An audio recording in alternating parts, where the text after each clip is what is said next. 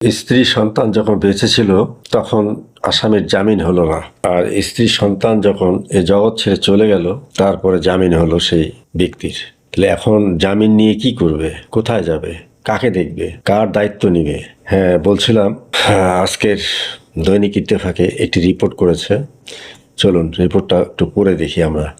ইত্তেফাকে লিখছে, কারা ফটকে মৃত স্ত্রী সন্তানকে শেষ বিদায় জানানো বাগেরহাট সদর উপজেলা ছাত্রলীগের সভাপতি জুয়েল হাসান ওরফে সাদ্দামের উচ্চ আদালত থেকে জামিন হয়েছে।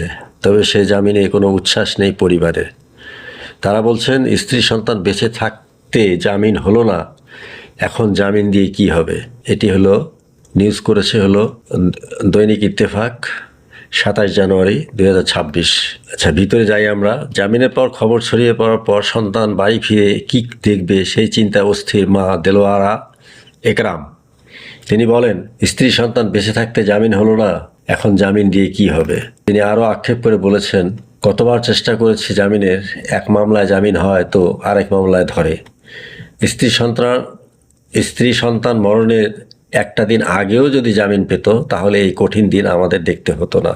আসলে তো কথাটা সত্য, নির্মম। এখন জামিন হওয়া আর না হওয়া সমান কথা উল্লেখ করে তিনি বলেন, তারপরও জামিন হয়েছে, ভালো কথা, কিন্তু বাড়ি এসে তো দেখবে ছেলে বউয়ের কবর।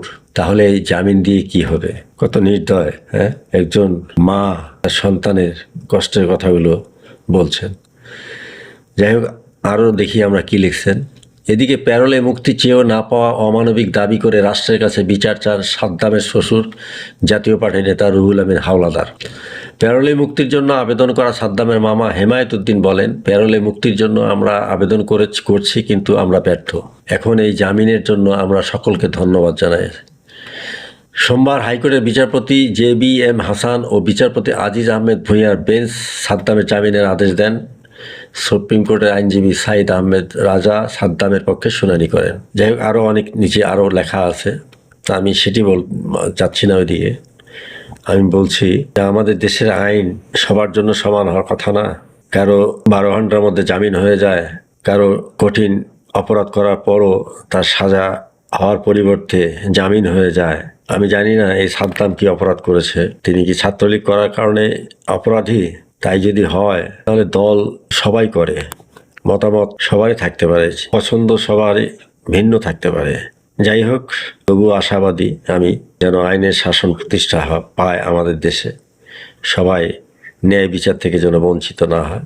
আমি জানি আপনারা আমার এই ভিডিও দেখার পর আমাকে একটি